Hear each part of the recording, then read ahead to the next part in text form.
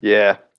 Yeah. And, but yeah, so I mean, when I'm just reading, I mean, that's part of my sleep routine right there. Just going to, put on a book, take some, some CBD and that's some knockout from InfoWars, and that just puts me right out. Yeah. And that's that. I mean, that's the best way. The book, reading right before bed or listening to an audiobook right before bed really is the best. By the way, we're live now. Oh, So cool. I thought that's I saw it. yeah. Speaking of reading, we got. Oh, check it out, dude. You'll be happy with this. So I could be in sync with you even more.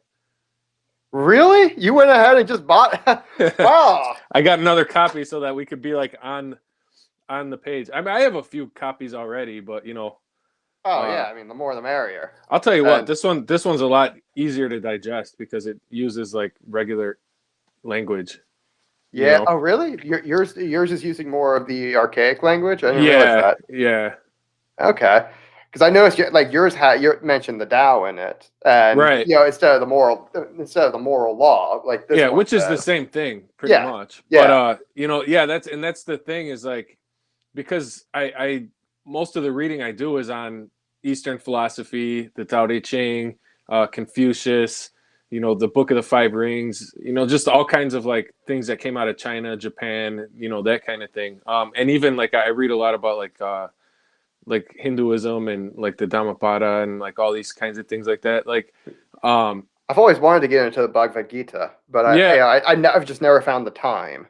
yeah, it's kind of like I don't have a copy of it, and I tried to do the audiobook version of it because it breaks down in Hmm. chapters and things like that. But that's just Yeah. one of those books that I need to have in my hand and like read it myself. Hmm. Yeah, I Um, agree. I have the copy of the Quran.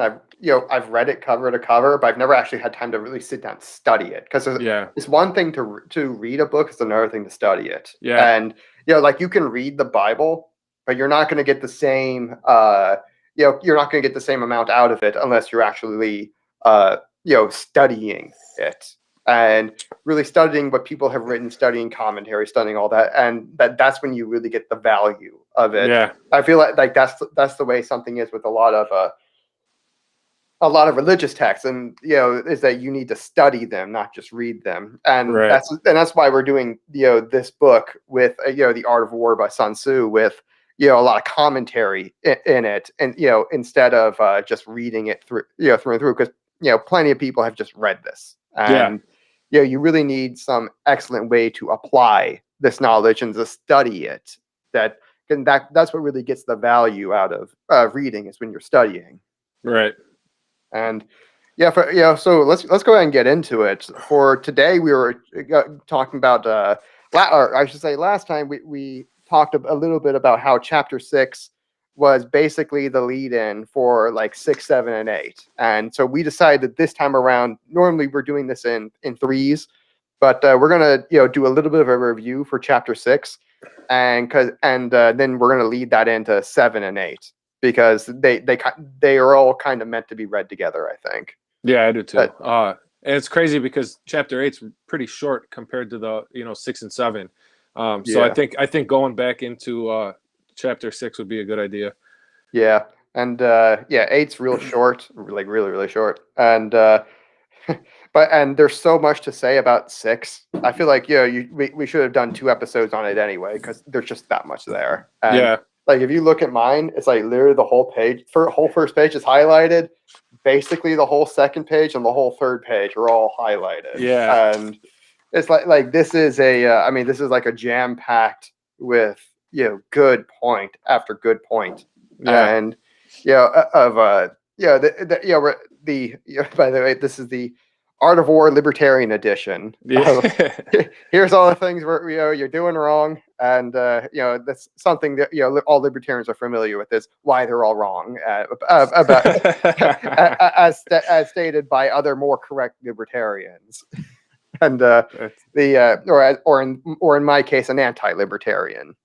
A libertarian with anti-heroic virtue instead of heroic virtue, and the this is something I think that I talked about a little bit earlier today on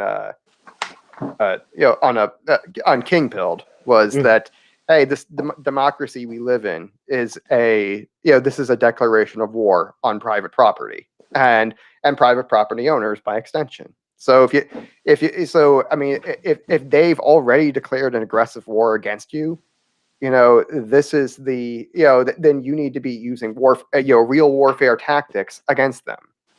Back. I mean, that you can't be saying, hey, we're only going to fight by the non-aggression principle. We're only going to use defensive tactics and tactics that fit within our non-aggressive framework. Which is which you really should have thrown out the window the moment they attacked. I mean, the moment they declared democracy on you, which you just say democracy equals war. These are synonyms, and the moment they instead that really should be something we make into a meme. Is instead of declaring war, we've declared democracy on these Middle Eastern countries. We have to end all this democracy that we've inflicted on this. And that's one of those things that we've been doing it for so long. People will get that one instantly. I mean, I don't care if you're a libertarian or whatever. I mean, you see, we declared democracy. You'll understand that. You'll know what you know what I mean? It really is true. Even for the normies. Yeah, it's it's like Israel has now declared democracy on Gaza. It's a much more correct way of putting it. Right. They're not going to war with Gaza. They're democratizing it. Same thing. Exactly. And and that's why you're going to need strategies that tell you, okay, you need to attack where they're weak and stay away from wherever they're strong, which is the title of chapter 6, weak points and strong. Sun Tzu said, whoever is first in the field and awaits the coming of the enemy will be fresh for the fight. Whoever is second in the field and has to hasten to battle will arrive exhausted. Therefore, the clever combatant imposes his will on the enemy, but does not allow the enemy's will to be opposed on him. By holding out advantages to him, he can cause the enemy to approach of his own accord, or by inflicting damage, he can make it impossible for the enemy to draw near. If the enemy is taking his ease, he can harass him. If well supplied with food, he can starve him out. If quietly encamped, he can force him to move. Appear at points which the enemy must hasten to defend. March swiftly to places where you are not expected.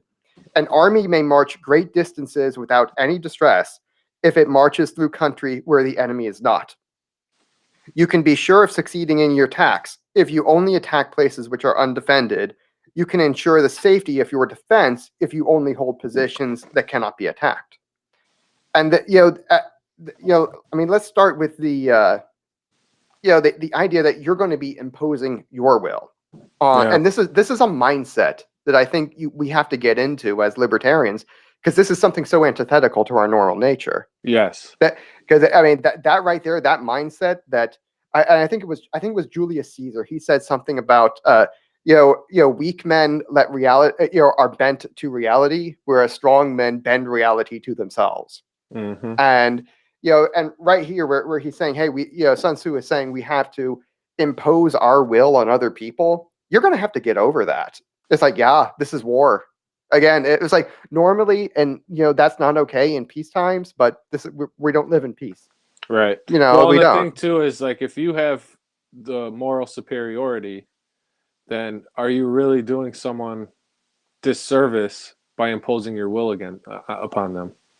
I would say seriously. No. It's if the common person does not want liberty and will not choose it, and if you really believe that liberty is the superior answer, is it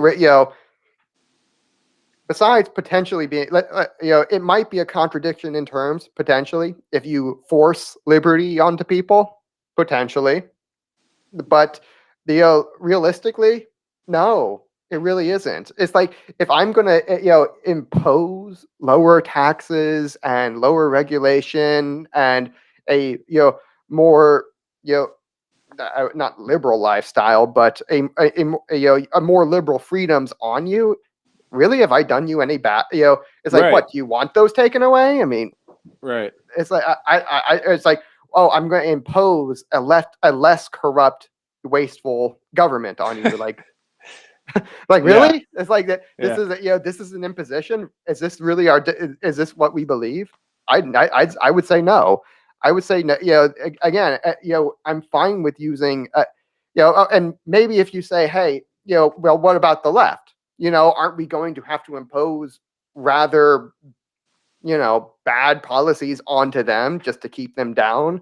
Potentially, but let's face it, they've already declared war. Right. These are the guys who declared the war on you. They're Not the ones only who did declared they, democracy against you. and exactly, they're imposing their will on everybody, but what they're doing is what's that one quote where, the government, they break your legs and hand you a crutch? Yeah, That's what that's the archotroph. that's what exactly, and that's what the left is doing and has done for a long time, Centuries. Right. So yeah, I mean, you gotta get rid of that at some point. Yeah, I mean, we're gonna have to, get rid of that idea that that we are held to the non-aggression principle against people who are not peaceful. Right. And I think Dave usually says it this way, that the non-aggression principle states that it is immoral to initiate aggression against peaceful people, and that last clause against peaceful people is what is kind of what negates the whole thing, because we live in a democracy. This is war. This is that we've already have a declaration of war, and that's I mean, it doesn't get more clear. Okay, so the NAP doesn't really apply because we live in a democracy. Right. Okay, well, the way I tell it to normal people is like, look, in a democracy, you're always going to have a minority. You're always going to have an underclass. It might not be this group of people, but there will be a group of people that is the underclass. And when I put it to people that way, they're like, oh shit, that actually makes sense. Yeah. I'm like, yeah. There's always that, 50% minus one right of people that they're getting shafted. I mean, they feel occupied. Like they feel like they're being occupied by foreign hostile powers. Correct. And they're right to feel that way. And I always point out to other people, that the definition of democracy really is divide and conquer. I mean, that's the number one strategy. If you ask why are we so divided as a country, it's like we live in a democracy. That's the win condition. That's how you win. You win by dividing people and getting that 50% plus one, or maybe plus 6 if you live in Iowa. And I mean, that's exactly how you win. We are literally rewarding people with power who divide us and keep us divided for their own gain. It's like, if you want to be more united as a country, I mean, you don't declare war on each other through democracy. Don't reward people for dividing us and then saying, oh well, this is the way. And no, it's not. I mean, you're kind of doing it to yourself. And but for libertarians, it's like that. They're like the one people who kind of understand just implicitly, or even implicitly, that democracy is warfare, and it's an infinite warfare. Where every 2 to 4 years you're lining all people up, saying which side has more people, and assuming that the side with more people would win, and it's perpetual that way. You're never, and it's always going to be an infinite warfare. So, but also with the libertarians, they recognize that fact and don't do anything about it. Yeah, it's like, well, why even tell everyone that that's what's going on if that's all you're going to do? I think that, again, I think this is something I talked about with Matt earlier, that there's this idea. I think it's because it's easy. Mm-hmm. It's easy to do, where you're not putting in the work. Yeah, you don't have to put in the work. And I can say, cowardice this is something C.S. Lewis pointed out repeatedly, is that cowardice always closes itself in moral language. And it will always use it will always hide behind morality, to excuse itself. Mm-hmm. And that's one of those markers. Now, I mean, heroes will do the same thing. And it's one thing to say, okay, I have heroic purity and I'm sticking to my principles. But okay, I mean, even by your own definition of your principles, they shouldn't apply, because there is an explicit declaration of war on you. Yeah. And so I mean, that this idea that, hey, we're going to have to be imposing our will. I think this is what I call an anti-libertarian mindset, where you're using the virtues of the anti-hero rather than Correct. the hero. And again, being anti-libertarian, it's not that I'm against libertarianism. It's that libertarian is to anti-libertarian the way hero is to anti-hero. And I think that this getting into this mindset of we're going to have to be the ones doing the all of the imposing is something. I think that's something people are. A lot of libertarians are going to have to. Well, wrap yeah, their heads around. if they want people to take them seriously, Mhm. and if they want, especially like the LPMC, Mhm. like if they really want to take over the party, I mean, Isn't that what they're doing? exactly, just them taking over the party is imposing their will, because there's a lot of people that don't like them too, right? But Yeah. then you have to say, okay, now that let's say you do take over the party, now what? What is the next step? You have to Well, continue. who are you going to be Not imposing your will so on next? exactly, you took you imposed your will on the party. Now you have to impose your will on politics, or the two-party system, or whatever. You have to do that. Otherwise, everything that led you to this point is just you might as well have not even done it. Yeah, and this oh, I had a good point. I had a brain fart there, but I'm sure it'll come back. But let's go ahead and move on to by holding out advantages to him, you can cause the enemy to approach of your own accord, and by inflicting damage, you can make them go away. And this is something that I've noticed is like what you want to be. This is the idea of using incentives and disincentives of the system, and that like if you want to be like this is something Tho Bishop actually talked about the other day. It's like, hey, well, okay, you are a third party. Let's just accept Call that. it what it is. Yeah, let's just accept that you're a third party. You have no chance of winning. What are you going to do with what little power you have? I mean, you're holding a spoiler weapon, but you're really only holding it against the Republican Party. Yeah. I mean, let's face it, Democrats are not tempted by liberty. This is not a temptation for them. No. And they don't. Not the ones nowadays, No, none of them. I so it's like, okay, that you have very few weapons in your arsenal. And so really, you're going to be focused on the Republican Party anyway. So, I mean, you can do incentives and I mean, you have some incentives and disincentives. Disincentive obviously is, hey, we're going to run a spoiler candidate against you because fuck you.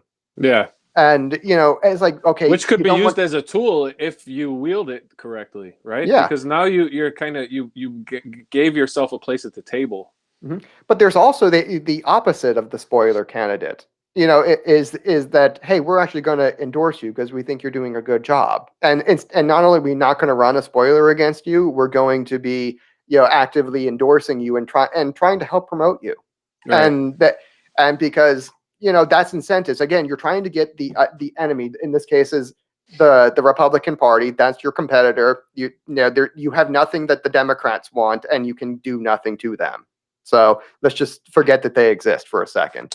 And so with the Republican, as a Libertarian Party, you are basically facing only the Republican Party, and you want to incentivize them to incentivize and disincentivize. Like, I'm going to punish you if you do bad things, and I'm going to be nice to you if you do good things. And we understand that, okay, you are a Republican, not a Libertarian, and so, okay, I guess the bar is a little bit lower. I can't expect you don't claim to be a libertarian, so I can't really hold you to a libertarian standard because you don't hold yourself to that standard, and it makes no sense for me to hold you to that standard. Correct. So that's it's like literally like it's like I'm criticizing a leftist for not being a libertarian. It's like they don't want to be. It's right. like they don't profess that. They believe in aggression. They believe in democracy and war and violence and aggression. This is their belief system. It's like they're completely antithetical to what we believe.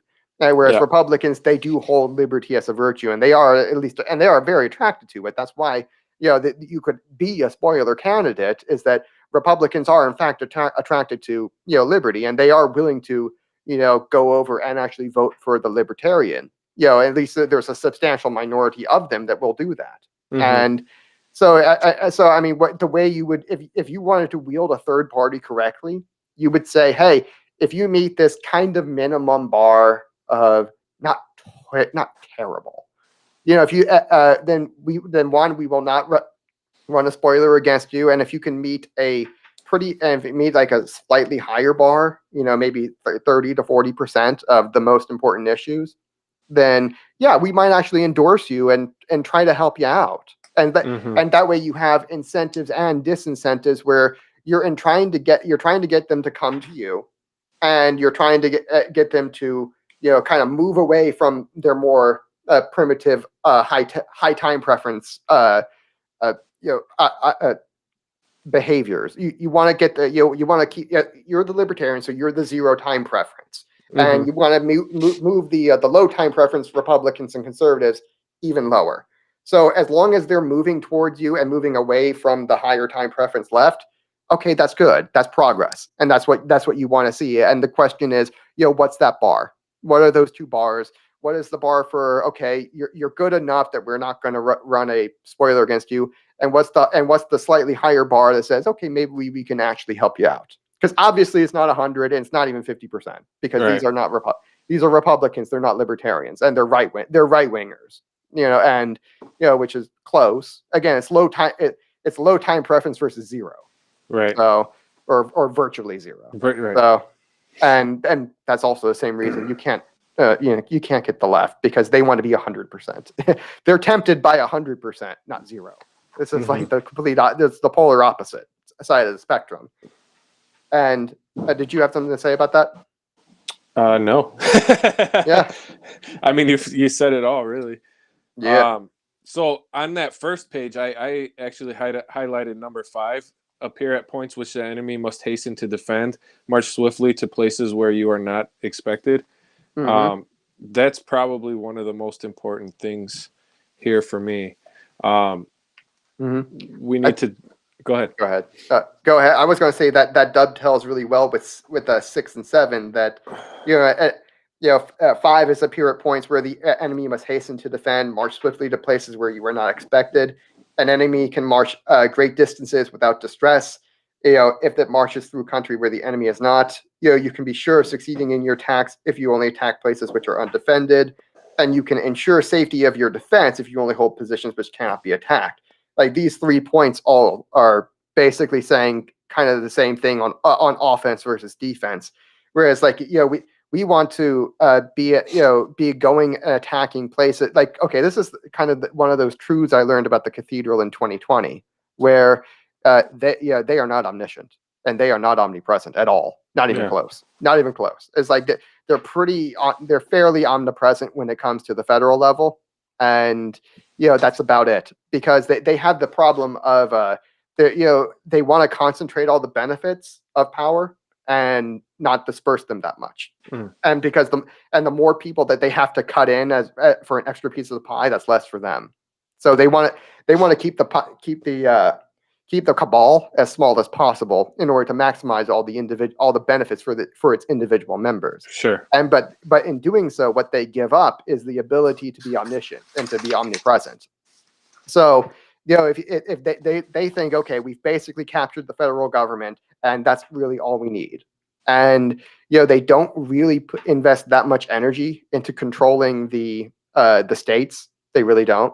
And that's why you have a right winger in states that make substantial progress against the cathedral. It's that you have 20, what was it, like 21 constitutional carry states. Well, that was my point in citing number 5, was exactly that.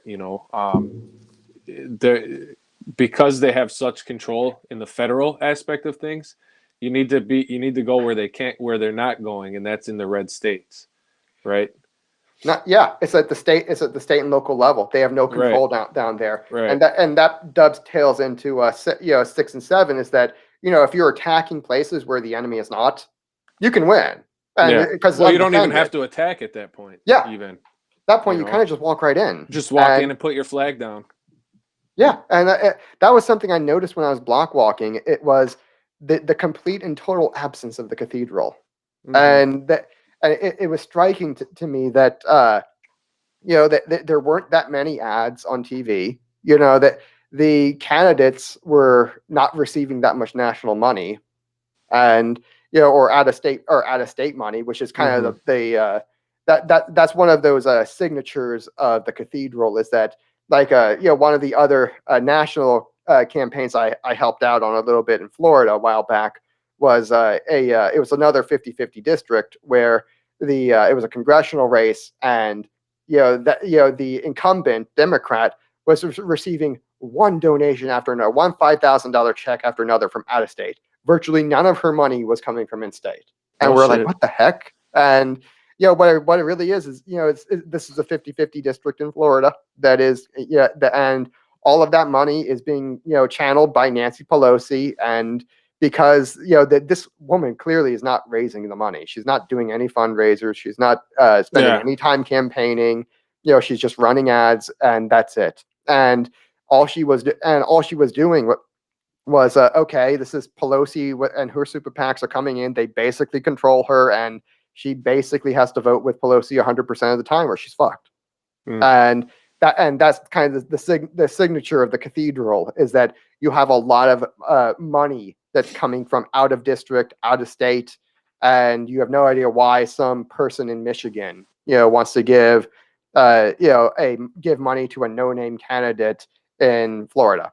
Why? No, and the reason why is because that Nancy Pelosi told her to. This is the one. Go write the check. Yeah.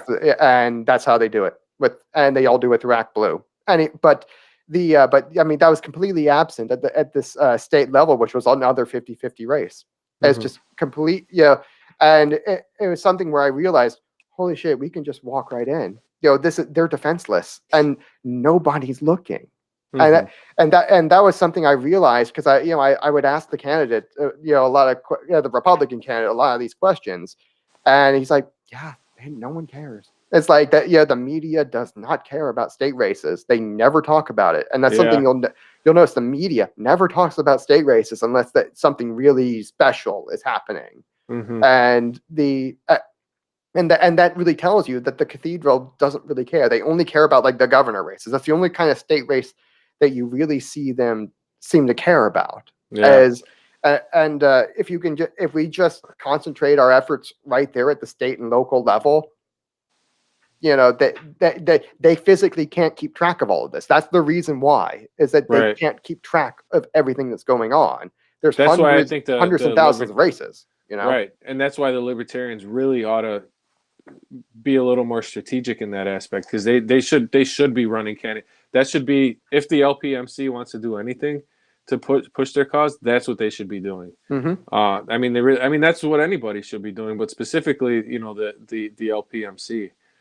Because it does mean, because what you're able to do is you're able to affect people's lives closer to them in their locality than the federal government. I mean, the federal government does have control over a lot of things, but you don't really see it. But the local things, you absolutely do. And if you can put like a libertarian name to a lot of these good things that would come if you had, a handful of libertarians in state houses, in municipalities, then you can work your way up. Yeah. Because now people are like, oh shit, these libertarians are actually not as bad as I thought they were. But even more, it's like, that not only are they not that bad, they're actually like doing what they said they were going to do, and they're actually going in and, trying to make my life better. And I can see that. And it's like that. I mean, that's something that people will respect, even if they disagree with you, is that you really are doing what you say and you really are voting the way you believe. Yeah. That's why people will respect Bernie Sanders, even though he's never gotten anything done, is that, he really does vote the way he believes. Yeah. And he does talk, and he talks the way he believes. And exactly. And people respect that. And if you're the libertarian that's going in and doing that same thing, people will respect you even if they disagree with you. And that's another thing, is you don't need people to agree with you to get them to vote for you. Right. You just don't. This idea, a lot of times you don't. Go ahead. I just said a lot of times you don't. I dabbled in politics here in Illinois in was it 2012. I tried to run for state rep.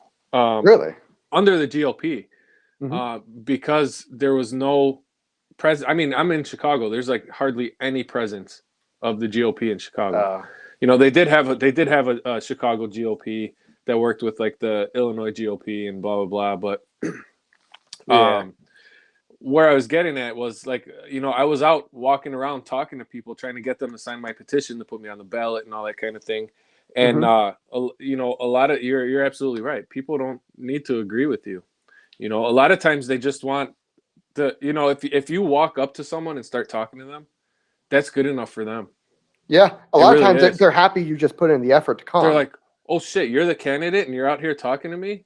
Yeah, The it's other like, guy's well, not doing that. I don't even know who the other guy is. yeah, I've never met the other guy, and Right. that was another thing I noticed is that that it's like the other team, Team Democrat wasn't even block walking, and Yeah. it's They like, don't have to. And that's the arrogance Mhm. that they have. Yeah, It's like, oh, we already have control over you. We don't need to fucking knock on your door to ask you to vote for us. pretty much, yeah. Because they use this Hmm. in a lot of ways. Yeah, and that's the thing is that because they're so good at imposing their will and forcing dependency on them, it's like they don't really need to run for re-election all that much. Right. It's like, or they don't have to actually run. Well, They're in the race, but they don't yeah, have to work for it. absolutely right. The whole reason that I even wanted to run when I did years ago was specifically that. The guy that I was trying to run against, I ended up not getting, because they do this whole like, if they don't want you on the ballot, you're not getting on the ballot, But so the guy that I was trying to run against was appointed to his seat Hmm. initially. So he didn't even Yeah. win it. He didn't even win an election to get into the position he was in. And then he was, I think it was 6 terms uncontested. So not only was he appointed, but he Hmm. didn't have to do a damn thing for Yeah. I'm pretty sure it was 6 terms. Wow. Just uncontested. Oof. Uncontested. And that's how a lot of these places are, especially in blue states. Yeah, So and I mean that's what they were saying right there, where where Sun Tzu was like, yeah, if you can march right through where enemy is not, and right. just go right on through, Yeah. and there's, by the way, we have the same thing with really heavy red districts Oh, I'm where sure. like the one I live in, the Republican that their Democrats don't even run a candidate, so if you can beat the Mhm. Republican in the primary, you win. It's like the Yeah. general, you're just going to waltz right through the general because the Democrats don't even run candidates. That's how much Mhm. you can easily win. See, what It's we like have here that's the is way to do it. if a Republican, especially in Chicago, if a Republican challenges like one of these longtime Democrats here in Chicago, Hmm. chances are that candidate, that Republican candidate, was put up by the other, by the Democrats. Oh, really? Yeah, Why do they yeah. do that?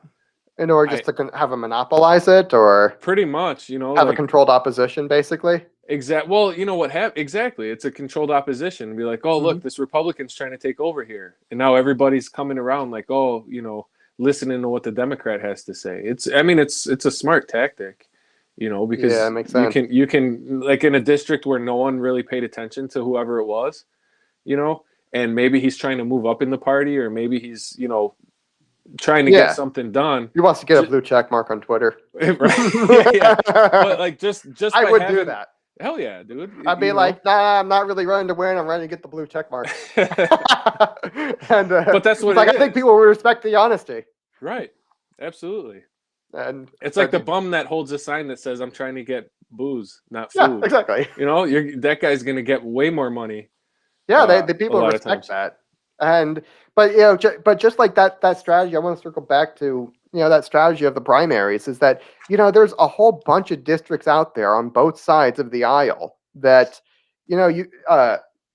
if you they're so far to the left that the other party doesn't even bother running a candidate, and so all you have to do is win the smaller race of it, Hmm. and you can do that by pretty much any means necessary where you can go in and see that this is kind of the thing about the Democrats is that because they're kind of like brain dead drones, they just keep okay, that's the incumbent, vote for him.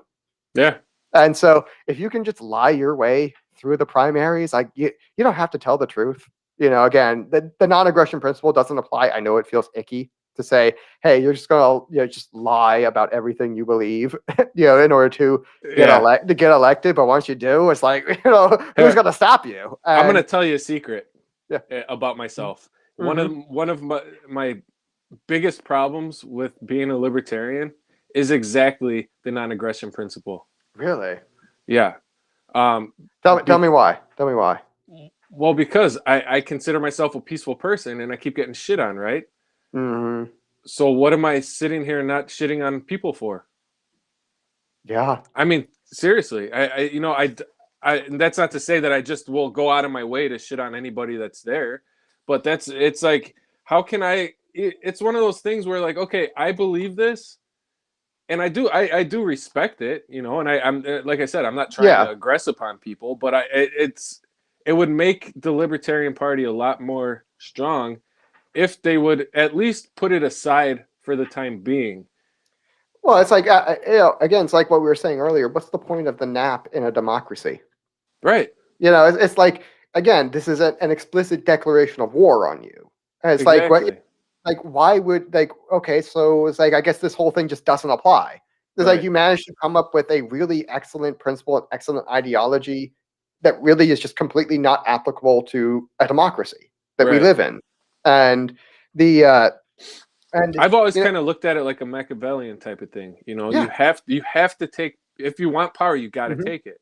Yeah. And it's not going to get handed to you. And if you're sitting here with the nap, you just can't do that. Yeah, it tells you can't. It's like, or and it depends on. I guess it depends on your interpretation of it. I mean, as an anti-libertarian, I just say, just completely is not applicable. It's true. It just doesn't apply to anything that applies to America because this is the, I mean, I think guess that's the best way that I've ever heard. I mean, it made what you just said sums up exactly what it is in my head as to why I don't like it. Yeah, it's just not applicable. Yeah, it doesn't help. It's not applicable in your life. Right. And especially living somewhere where everybody is a political adversary. Maybe if I lived somewhere, I mean, it's blue as it gets. So like maybe my interpretation or my thinking on the nap is a direct result from that. I'm living amongst the enemy. I mean, I think that's just a completely that's such a natural way of thinking about it. And like if I'm as an anti-libertarian, like I would have no problem whatsoever. In fact, I'd probably admire it if you just had like a bleeding heart Dave Smith type libertarian who just completely lied about everything, made every leftist argument exactly perfectly, and just completely lied their way through the primary in a deep blue primary, and then got in office like, surprise, I'm an anarchist. You know what? That's hilarious that you say that, because I've actually posed that question to a lot of people. Yeah. It's like, why don't we just run as progressives? Yeah. And then once they elect us, be like, hey, I tricked you. Like that's what that's what the other progressives are doing anyway. It's like, right, surprise, exactly. I'm a warmonger. It's like like, yeah, I said I was going to oppose all the wars, and I started 5 more. But like you could look at exactly. It's like you could look at that as yeah. And the conservatives and the right-wing politicians do the same exact thing. They're like, yes, I'm a hardcore conservative, tri-corner hat, George Washington, Jefferson, all that good stuff. And they get in office like, nah, I'm a scumbag. I'm sorry. Like the Horton's Law, right? Yeah, exactly. They expect them to what is it? Expect them to keep all the worst promises. Oh, it's I think it's almost like, I'm not sure. It might be the Tom Woods law. It might be the Horton law. I'm not sure, but it's like, no matter who you vote for, John McCain is still running the foreign policy. Well, there's that too. Yeah. It's like no matter who you vote for, John McCain's still somehow running the foreign policy, and it's because they all lie. They all do it. They all lie about what they believe to get in there, and they know exactly what they're supposed to say. I'm like, why aren't we doing this? Exactly. And especially, and it's like, oh, because of the NAP and libertarian principles, and it's like, the fuck? It's like they don't apply. And and there's all of these districts that are basically undefended. And that was another thing I noticed, is that because a lot of times what these districts will do that are just completely undefended and there's no opposition candidate is they'll raise money from their district and then spend it in somebody else's district. Like I looked at the one I live in is Texas 36 with Brian Babin, and what he does is he raises money from Texas 36 and spends it in in contested races in our other states, because that's how uncontested his primary is. Or I mean, his general election is he doesn't have to spend money in his own general election. He'll go spend it in somebody else's, and he'll garner favor that way. It's like, hey, exactly. if this guy gets in the other state gets elected, he owes me one because I spent $1 million on his behalf. Yep. What up, J School? We got someone in the chat. Oh, really? Yeah. No idea how I found this channel, but I'm here, bros. Wow. Well, how about that? Are you enjoying it, Jay? All right. So, did you want to keep going with the sixth? I mean, I think yeah, oh yeah, I'd say we keep through it, keep going through the. Let's Okay, see. so there's number 13 in chapter 6. By Mhm. discovering the enemy's dispositions and remaining invisible ourselves, we can keep our forces concentrated while the enemies must be divided. Oh yes, this is the idea of, okay, you're a libertarian, so you're really that you're really small in numbers. This is like the most applicable part of chapter 6 to libertarians is how, what do you do if you're really outnumbered? And the answer is, okay, well, you need to make sure that you're attacking things that are not defended, and you're defending places where you can't be attacked. And number 3, most importantly, you're always trying to divide your enemy's forces, and so that you can be concentrated. And that's the idea. I mean, that's that idea in a nutshell. Like, okay, if you don't need to be the bigger army, you just need to be the bigger army in the particular area you're at. It's Right. like, Yeah. as compared to your enemy. So if they've only got like a small group of people, and whatever election you're trying to take over, then then you can outnumber them. You can outnumber the bastards, even though in the general population you might be horribly outnumbered. And Exactly. that's the idea that a small like a small and really dedicated force can overwhelm a much larger undisciplined force that doesn't really care. Yeah. And because you just divide them up, and they're not able to centralize that force that way. Mm-hmm. And I think that number 12 is one of my favorites too. Is that if we do not wish to fight, we can prevent the enemy from engaging us, even though the lines of our encampment be merely traced out in the ground. All we need to do is throw something odd and unaccountable in his way, and then he won't know what to do with it. And he'll have to sit there pondering it and not know. And this is something I think that right wingers really need to get into, is they have this power of creation on their side, where they can create new things that the left does not know what to do with, and that even a regular politician just won't know what to do with.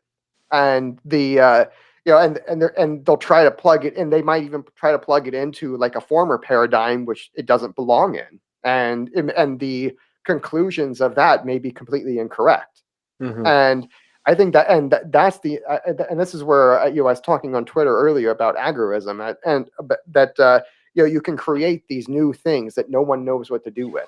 And this is what you've seen with Bitcoin and cryptocurrency is it's a new thing, and no one knows what, and the government doesn't really know what to do with it. They kind of said, okay, it's a commodity, we're just going to tax it that way and regulate it that way, like it's a commodity.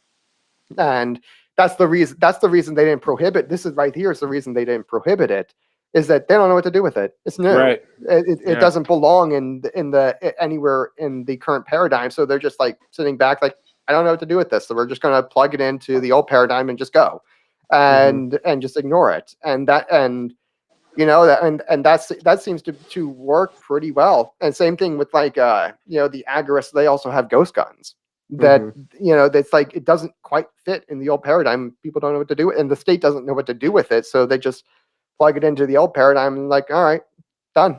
And they won't engage you. And that's the thing, is that even though these technologies, these ag techs, that even if they threaten the state, really ostensibly they really threaten its power. Like ghost guns means your gun control is basically null and void. There's no way to regulate guns now. Yeah. I mean that gun control is basically obsolete as a social technology. I mean, And I live in Chicago, dude, so I can tell you they already are obsolete. Yeah. Gun control laws. Yeah, pretty much. It's gone, man. Like, don't matter. Yeah, And that's here. Because they don't understand that this is a new thing, they just ignore it, and that is something odd and unaccountable, and the state won't engage you. Do you think that they're ignoring it, or do you think that they're trying to sit back and be like, okay, how can we turn this around and use it? No, I think it's a lot more of the former. where they just don't know what to do with it. Yeah. And this is the because we talked a little earlier about oh, actually no, we didn't. Go to number 8, that hence the general that is skillful in attack is one whose opponent does not know what to defend. Yeah. And he is skillful in defense whose opponent does not know what to attack. I think it's a lot more like that, because this is such a new thing. They don't know how to attack it, and that's why they don't. That's the whole reason they don't attack is they don't know how. It's new, and no one else has figured it out yet, because all of their real strategists are busy doing more important things for them, like figuring out how to beat their opponent. Like, that's a known threat right there. Is their opponent who's running against them and trying to take their power away. That's a known threat, and they know how to deal with that. And that's something that they're going to be focusing all of their energy and attention on, rather than your ghost guns or your Bitcoin. And I think that's why they don't attack, is they don't know how. And they just fit it into the old paradigm where it really does not belong, and then just ignore it and leave it alone. And they just try to treat it like the old thing, even though they really shouldn't. Yeah. And I think that's the that's the main point of that. Like, if we are able thus to attack an inferior force with a superior one, our opponents will be in dire straits. And where is it? Okay, but numerical weakness comes from having to prepare against many possible attacks. Numerical strength, from compelling our adversary to make preparations against us. So in other words, that you can divide out, your enemy may have a much larger army, but if you can get your enemy to divide that army into a whole bunch of different places that you are not at, then effectively he now only has a smaller army to face you with. Yeah. Because like wherever you are and his army is not, that's all you need. That's all you need. Is a fine way. And this is again the central problem of the cathedral, is that they have so many places to defend that they can't possibly do it all, and they are extremely spread out already. So all you need to do is keep spreading them out a little further. Because if we say, okay, in order to spread them out further, what we're going to do is go fully on offense at the state and local level. Where, and it's like, when you really start to build up force there, that's, they're not going to be able to do anything. Like, they're going to have to really spread themselves thin at the national level in order to really start combating you. Because if you start really taking over state houses and governorships and you really start standing up to them, like, they're going to have to start really pushing all of their extra energy down there, and that's going to siphon away from the national level. That leaves them vulnerable at the national level, where you can go and then you move up and attack them there instead. Right. And once you have your numbers and you have everybody in order. But it's also, it's like, we will never have the numbers because we're libertarians. We're like 1% to 2%. But if we can divide them to the point where they're effectively only 1% or 2%, things, magic starts happening and miracles start happening. And the basically it's like 17, for the enemy to strengthen his vanguard, the front of his army, he will weaken his rear. Should he strengthen his rear, he will weaken his vanguard. Should he strengthen his left, he will weaken his right. Should he strengthen his right, he will weaken his left. If he sends reinforcements everywhere, he will everywhere be weak. This is the idea of why you as a libertarian movement, not a libertarian party, God help us, but as a libertarian movement, you would strategically want to take every single position lowest down first, because this is going to divide and then start moving upward, because this divides the enemy's attention, and they can't possibly central plan all of this. And they're central planners. This is their weakness is the pricing problem on steroids, where you have tens of thousands of variables and they can only manage a few hundred. And trying to spread them out further and further and further and further, and just making trouble for them everywhere. Then they're not going to be able to take you, and it will be as if they were 1% or 2%. Or as if you were 50%. And I mean, you have to start strategically dividing the cathedral's forces, because they want to keep like they win when all of the attention is just focused on on national politics. That's how they win. They lose when they have to divide their attention further and further and further at the state level, where there are tens of thousands of races. Do you think, though, even at the current point in time, do you think they're kind of spreading themselves thin on the top? I think they're spreading themselves thin already. I think they proved that in 2020. Yeah. Because what they proved in 2020 was that they weren't able to win without mail-in ballots. That was, I mean, that their cheating system, basically, what that told me was that their cheating system was basically, it did not have the regular capacity in order to beat Trump, and they had to change all the rules in order to give their system extra capacity, and you can only do that once. Yeah. And they're not going to be able to do that again. So we basically know the limit of their capacity to cheat, and of course they cheat. This is yeah. We went over that. We went over this the first episode that we did. Yeah, we don't need to rehash that. Politicians cheat. Yeah, that's the game. Of course they cheat. It's like the Republicans do it by making sure there are no ballot boxes for the Democrats of stuff. Right. It's like, of course, it's like, but both sides do it. And if you're not cheating, you're not playing the game correctly. This is democracy. Democracy is war. All is fair in love and war. And that's the way it's supposed to be done. And the let's see. I think this is kind of the the final points of chapter 6 is military tactics are like unto water. For water in its natural course runs away from high places and hastens downward.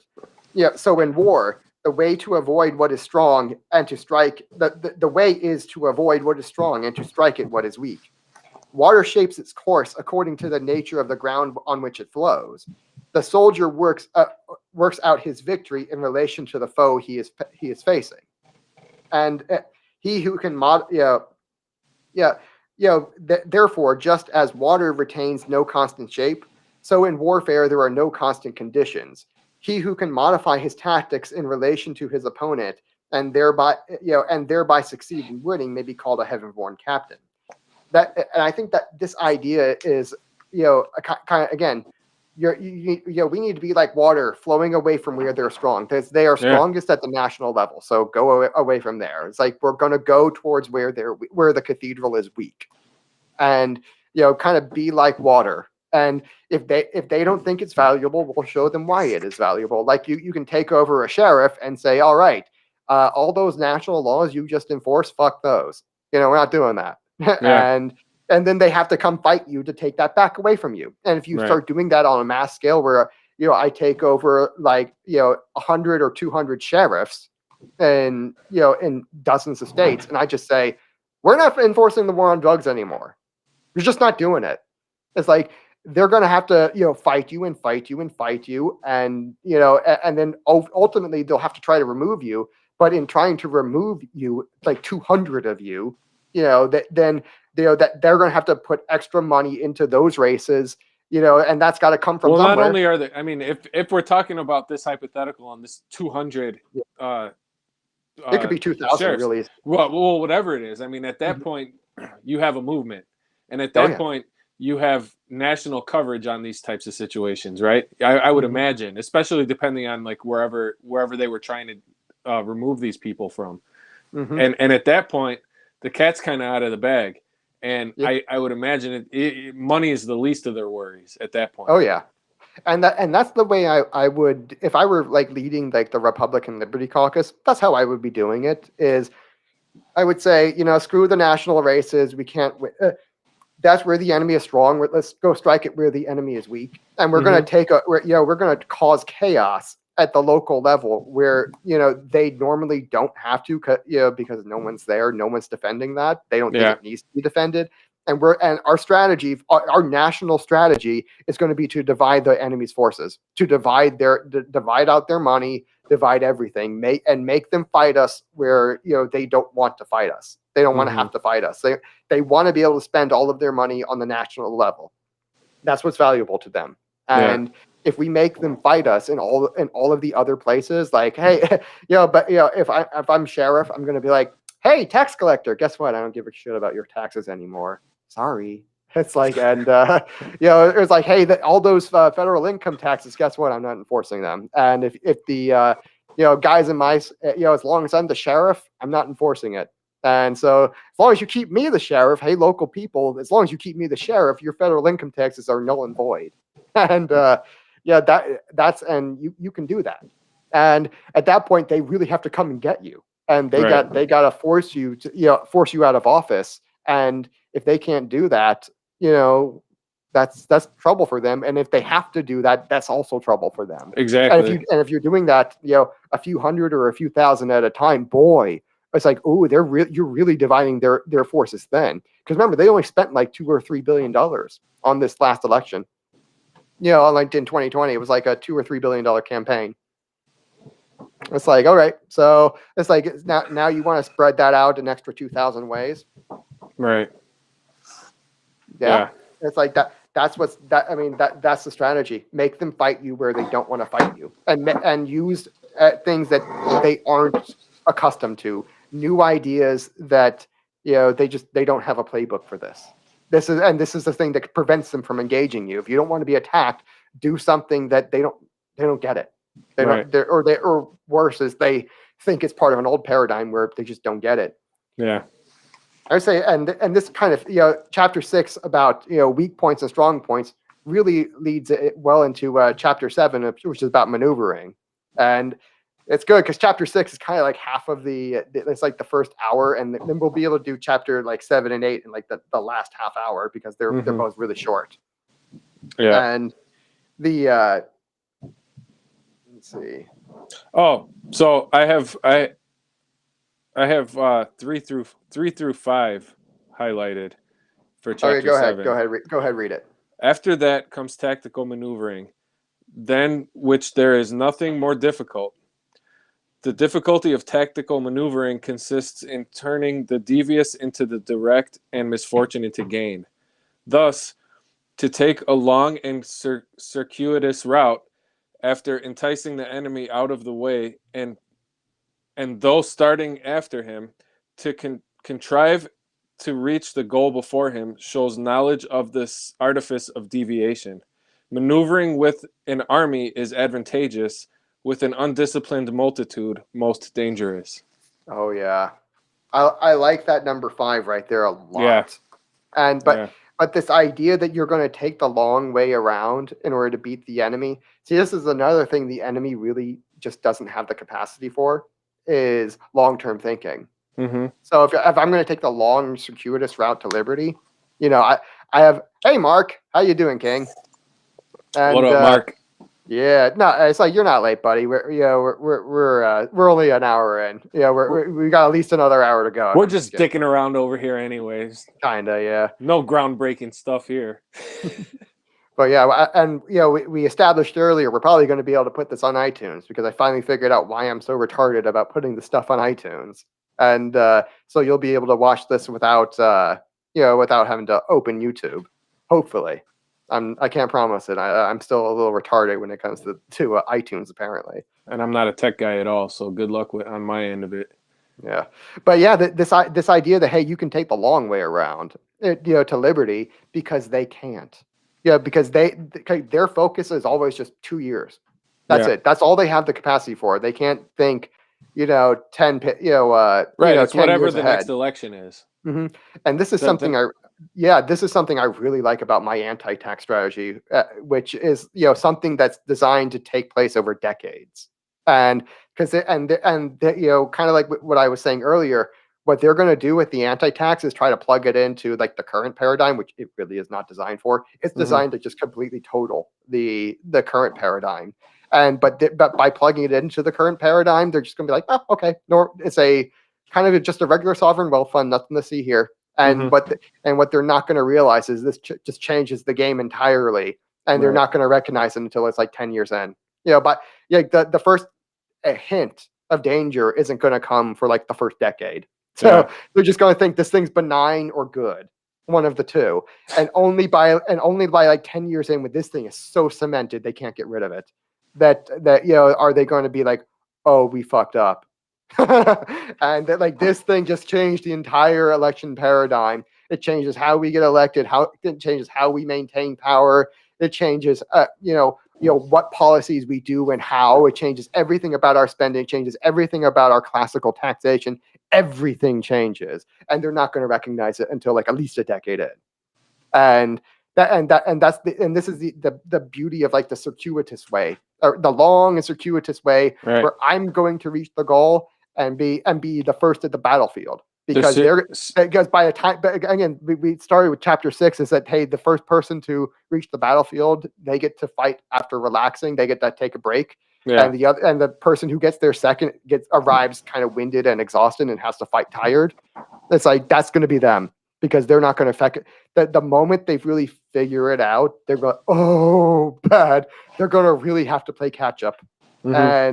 And that's because they're going to plug this is an odd and unaccountable thing, kind of like Bitcoin or ghost guns, and they're just going to plug it into the old. I'm trying to deliberately be vague about this because I'm going to end up doing full episodes on this. Yeah. This is going to be multiple full episodes over. Speaking of which, I never got to that email you sent me. I got to get to that. You definitely got to get to this thing, because you guys feel like a dick. I feel like a dick for not getting into it. I just remembered right now. Yeah, dude, you got a life and a job and kids. It's like, I totally understand. It's like, I figured it's like, it's like, he'll get to it eventually. By the way, again, I'm probably going to get to it tonight. Multi-decades route. It's like 5 pages, but you'll kind of get the idea of how would you weaponize this thing. Because I kind of gave you like the sanitized version of it. I'm writing the strategy guide to it right now. The outline is like 5 or 6 pages. Nice. Like the outline is like 5 or 6 pages, and that, this is like all the ways I'm going to weaponize this thing, and they're never going to see it coming. I want to see what. Let's say that when you're saying weaponizing this thing, we're not talking about physical violence and force. Yeah, no. I just want to put that out there. No, for your sake. Yes, FBI. We're never talking about violent force. Like what your guys do in invading. Infiltrating right-wing movements and turning us into terrorists. Right. Like we're not doing what you're doing, FBI. And oh well, thank you. I appreciate that you liked the God-shaped hole episode. That was a very important one. You should definitely check out the third law of archetropism if you like the God King shaped hole. Those two tie together pretty well, and you definitely appreciate that.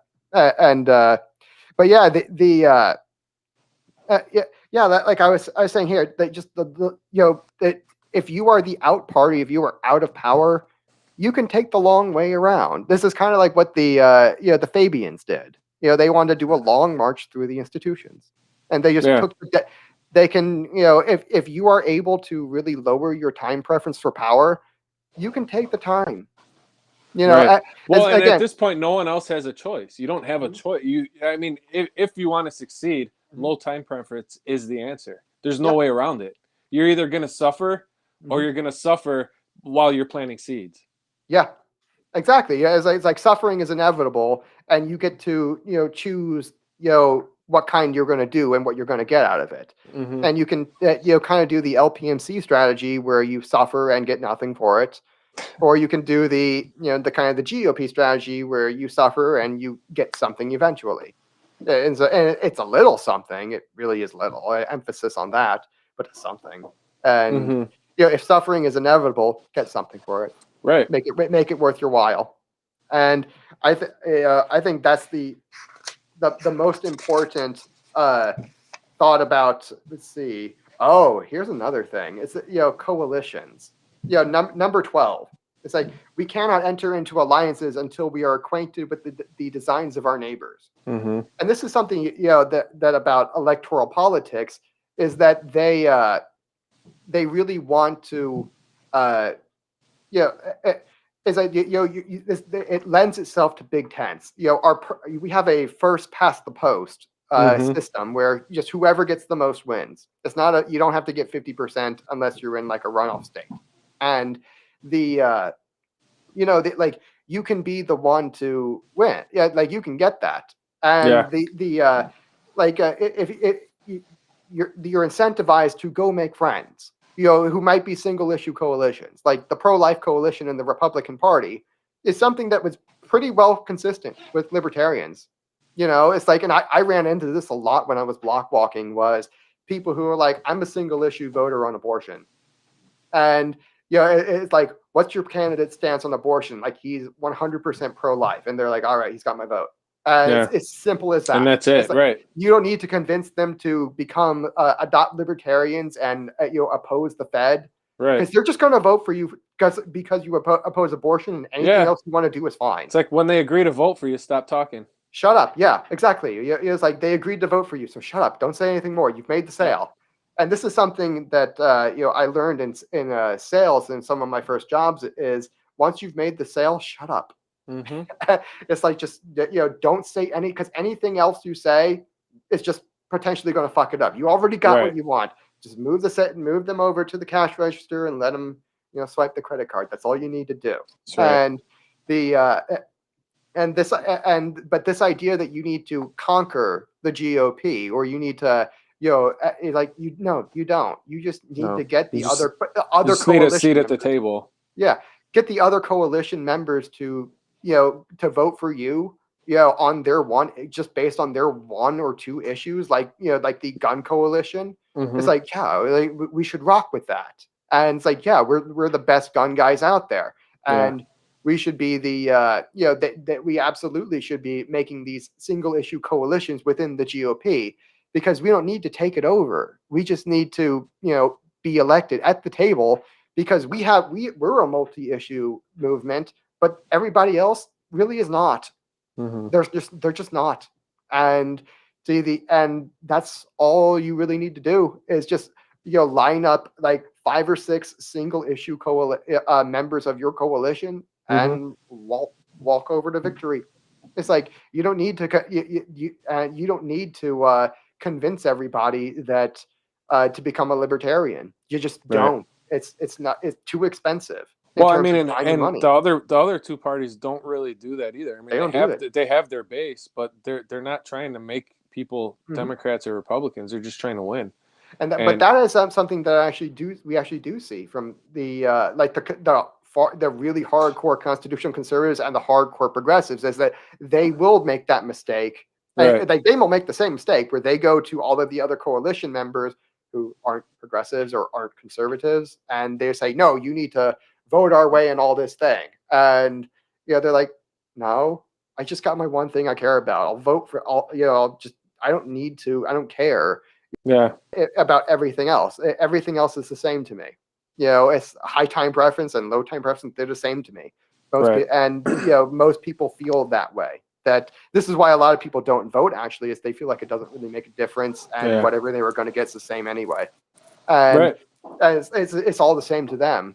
And you can't really blame them for thinking that, and they might not even be wrong. They might not even be wrong. That's a really big consideration. But that's also why you don't need to convert people. This idea you need to convert everybody to be a libertarian is just unnecessary. It's completely unnecessary in order to actually get power and promote liberty. Right. If that's your goal is to get power and promote liberty, converting people is unnecessary. The unfortunate thing is it's not the goal to get power for them, for the libertarians. They're not trying to get power. I mean, they're trying to convert people. They're making the conservative and the progressive mistake of trying to convert people. Right. Because and by the way, progressives make that mistake far less than conservatives. That's something I've noticed is that they don't because their mindset again is imposing their will on the enemy because they really take that one point to heart from chapter 6. Yeah. That it's like okay, it's like I don't need to convert you. I'm going to put a gun to your head and then you're going to do it. Yeah. That's the way they think. Yeah, I know a lot of people that dropped off the progressive side because they just got too aggressive. Aggressive, right. Yeah, aggressive progressives. Yeah. That's literally what they are, and they believe in this thing. So why not? And I think that this last thing I'm gonna have to say I'm gonna have to make this point against it because I made this in in the last video too. Hey, I'm gonna read your mind. Number 19. Yeah, you beat me to it. Good job, Dad. Go ahead. No, go ahead. You go ahead. I just wanted to. All right.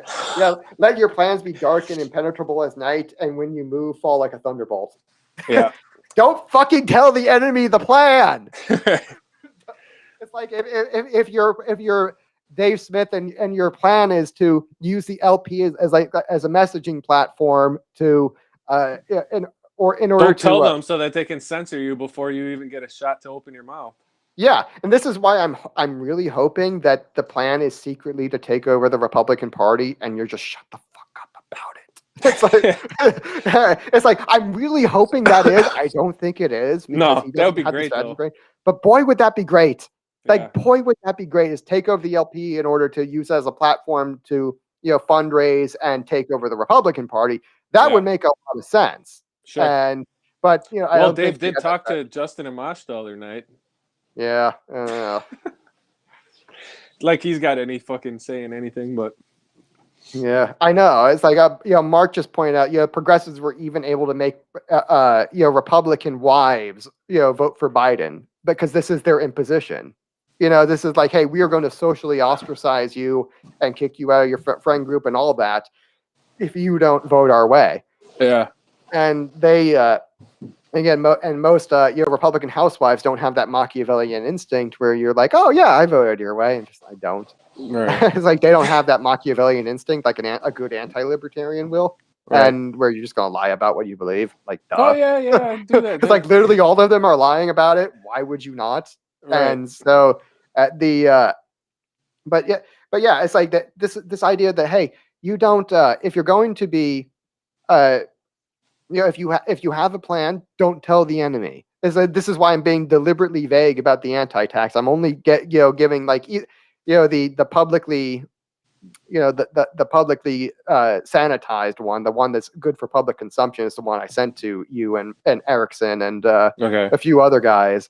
Is that this is the publicly sanitized one, and the one that's coming next is we're not sharing this with anybody. This is going to be our little secret weapon, and and we can let them only guess what we have, all the devious things I have planned. I went full diabolical on this, and oh boy, when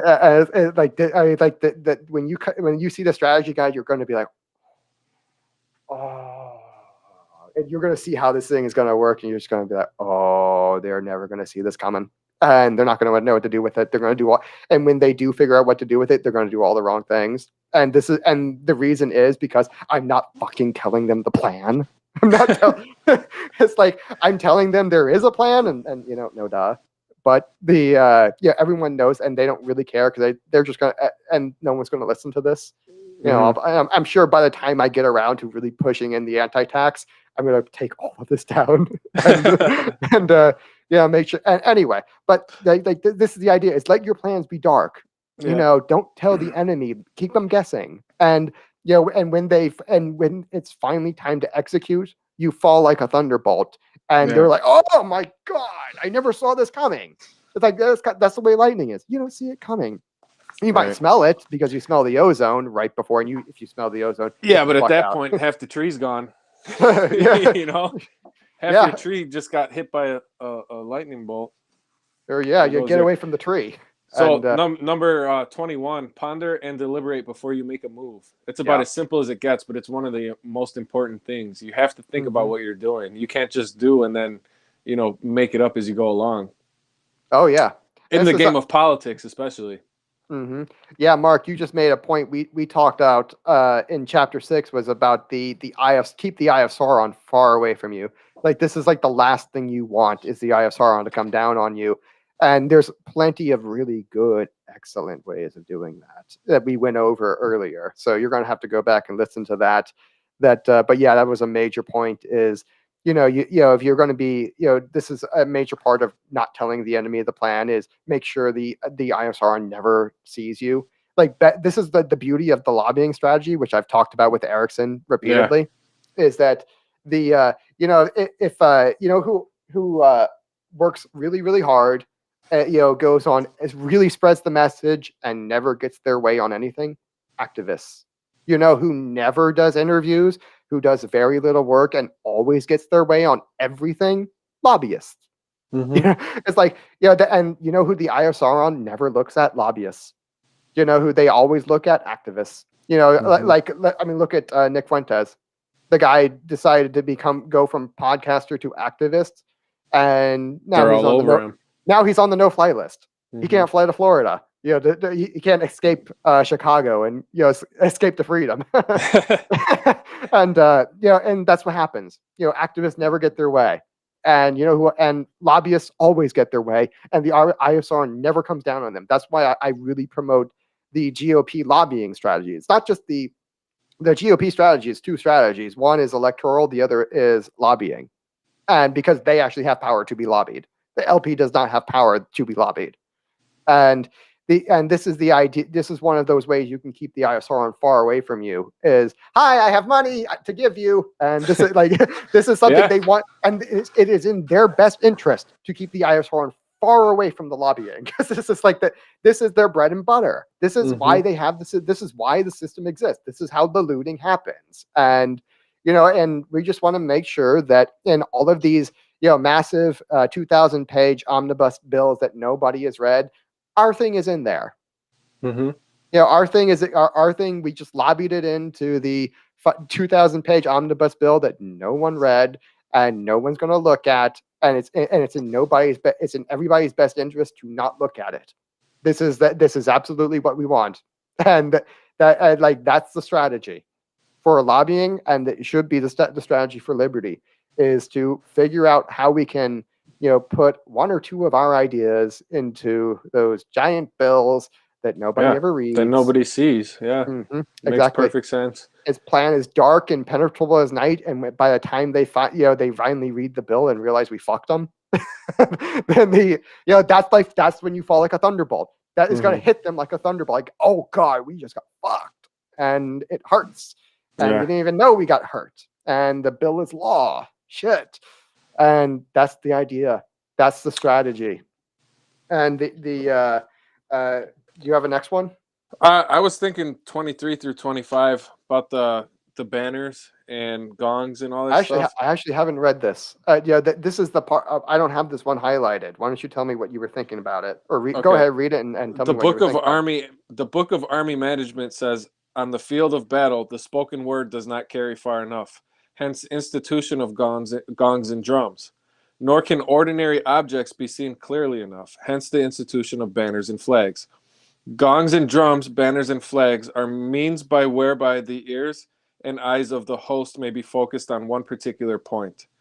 The host thus forming a single united body, it is impossible, or is it impossible either for the brave to advance alone or the cowardly to retreat alone.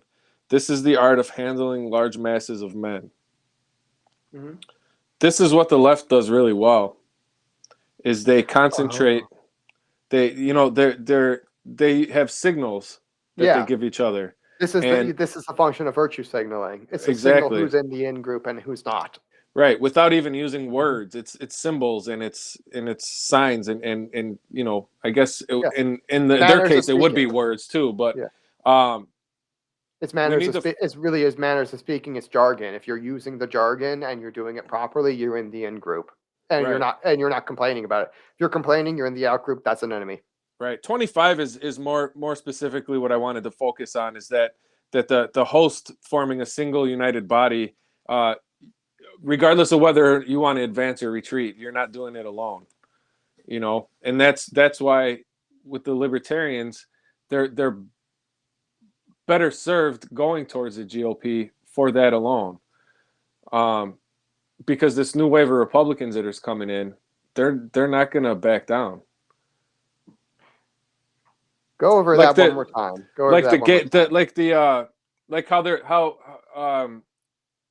All the what's her name, Liz Cheney got out, and now they're starting to push these actual candidates that'll put a fire under people's asses, right? Oh, I see what you mean. You see what I mean? So now if the libertarians were to go and put themselves in that mix, they can they can use a lot of the same signaling and that it's kind the of thing. Mockingbird strategy. Yeah, this is what I mentioned earlier. It's the Mockingbird strategy, where the Operation Mockingbird, they're not going to know who's who, and because what a mockingbird does, it will sing the song of another bird, and another bird won't know that it's actually a mockingbird that's singing their song, and and that will end up tricking the that bird into taking eggs from and raising a mockingbird that is not their actual child, and the mockingbird just don't really raise their own children. Right. So if the libertarians can get into the GOP and do that, the Mockingbird strategy, yeah, in the right ear, they don't even have to do the work. They can let the GOP do the work for them to get the result that they want. And this, or they can just use that to get elected and make sure that nobody's opposing him. Because if you go in saying, I'm a Ron Paul libertarian, I don't like Israel, I don't like the military industrial complex, and the bankers fucking suck. It's like, those are like 3 or 4 like major, coalitions that are going to come down on you hard. These are big money, that are going to fuck you over. And you're signaling that you're in the out group and need to be attacked. And what you really should do is just lie about everything you believe, and then once you get in, it's like, haha, I tricked you, and then then you get to take advantage of the 95% reelection rate of incumbents, and that's why. And at that point, like once you're in, they don't really try to attack you. This is why they never really went after Ron Paul. Is that it's like once you're in, it's like a 95% chance you're going to win, and they just don't want to waste the effort.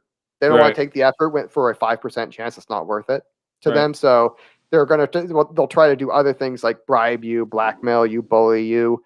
And and if none of that works, then I guess you're just Ron Paul. And, it's like, and I remember a story about that Newt Gingrich told there was one time where all the Republicans are in the chamber and he's like, guys, we are all voting for this budget except Ron Paul. It's like, and they just knew, like, there's nothing we can do to him or give to him that he wants or he cares about. Like, we got nothing on him. And since there's only one of him, he was inconsequential. Basically, and and they never tried to run candidates against him, never tried to get him out. And he's just the one guy. It's the one guy. He's in there, and it's not worth the effort to try to purge the party for them, because they would rather spend that money fighting the Democrats. It's always going to be a higher value to fight the Democrats than to fight ostensibly your allies, even if they never vote for any of your budgets.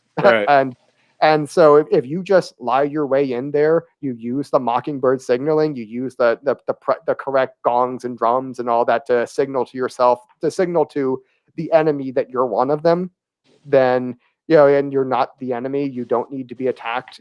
And they don't need to fear you, and you just lie your way in. It's like they're, like they'll find out later eventually, sure, but at that point, it doesn't matter, right? Yeah, and it's the Mockingbird strategy, and I think that's the point you're getting at with these gongs and drums is signaling. You're signaling you're in the in group, not the out group, right? And you make the mistake by signaling you're in the out group. This is one of the jokes I tell when people ask, normies ask me about, oh, what are you? I was like, just a normal moderate conservative. Just nothing abnormal here. I'm not some far right monarchist. Or royalist, I should say. Royalist. Or anti-libertarian. Like, none of that. It's a moderate conservative. And I really like what's her name? Governor of South Carolina. It's like Nikki Haley. Nikki Haley. Nikki Haley's good. I like Tim Scott. I think he has some great things to say. Very insightful. Marco Rubio. I like the fact he's Hispanic. Yep, that's me. And, he has the name Rubio, so he's got to be great. And it's like that's all the thought I put into it. And I want to be anti-racist. That sounds great. It's like I don't like racism. God, that sounds horrible. It's like I love the blacks. And I love everybody. It is that okay. That part is true, but it's not the point. The point is that what's funny about Marco Rubio, by the way? Do you know what Rubio means in English? Handsome, right? It means blonde. Oh, it really means blonde? Really? Huh? Yeah. So it's kind of like, it's funny because he don't look blonde. Yeah, he does not look blonde. And, no, he doesn't. Oh, Jay School. I don't lift any days. Jay School asked, "Are we bros lifting every day, communing in the Temple of Iron?" I think he's asking me. Oh, okay, yeah, because I haven't lifted Mhm. I don't know. I don't even know what the hell you call them since I was Yeah, in high weights. school. Yeah, Yeah, weights, well, I mean, dumbbells, whatever. yeah, you're a plumber though, so you don't really want to be stressing your joints any more than you have to, because Exactly. that's a manual labor job. You better keep your body in tip-top shape. You Right. know, you can't do, my job does not require me to, do manual labor, so I'm free to, exercise my body that way. But I have to be a little more careful with my mind and my hands. Like I do have to be really careful with my hands because I do need Yeah. those, and hands and eyes I have to be really careful with. But everything else, just lifting weights, no, I don't have to care about that. And so yeah, I will end up going and lifting weights a lot because I'm a good right winger. And Oh yeah, it's kind of a prerequisite, right? yeah, I saw that Erickson retweeted something that was like all of the right wing virtue Oh yeah, I signaling. saw that too. That was great. I'm like, oh god, I got like all of those except for Yeah. like, my wife is pregnant. Not yet, but like Right. that's the idea, Yeah. and I can't wait. I tell her every day, hey baby, when are you getting pregnant? And she's like, no, not yet. But I just do that to kind of joke with her a little bit and Yeah. let her know that I'm into her a lot. And but yeah, that right wing virtue signaling tweet was so correct. Yeah, it It's was like hilarious. one of us is like, "Hey guys, I just started going to the gym." It's like that is a right wing virtue signal. Yeah. Yeah, they got that right. And I think chapter 8, we're finally. Oh yeah, 36 is like the final thing that Yeah. I like is when you surround an enemy, leave an outlet free. Do not press a desperate foe too hard because I had that one. don't corner the enemy. Never corner the enemy. That you always, let them get away, let them turn their back to you, and you shoot them in the back. But Sorry, dude. bless you. But just Thanks. let them get away. You don't need to corner you don't need to corner them because that's when they will fight the hardest. Right. And that's what we're seeing now. yeah, and whenever the enemy feels really threatened, that's when you get the worst kind of government. The worst kind of government comes from when you threaten them. You don't like if you threaten the king, you better kill him. Don't let him get away. If you're not gonna and same thing with the little d Democrats. Anytime you threaten their power, that's when they get dangerous. That's when they're going to fuck you over. And you need to be extreme. And you never want to press them too hard. And that's definitely going to be the mistake that the libertarians make when if they ever start adopting the art of war strategy or the anti-libertarian strategy to liberty. It's like that's going to be a mistake they make as they overreach. And this is like the kind of the sixth law of archotropism, which is kind of unofficial. I was gonna say, have you decided that it's an actual law? It kind of is, but it's I'm still kind of playing with the wording for it. But it really is like an overreach of the right demands an overreach of the left, and vice versa. Yeah.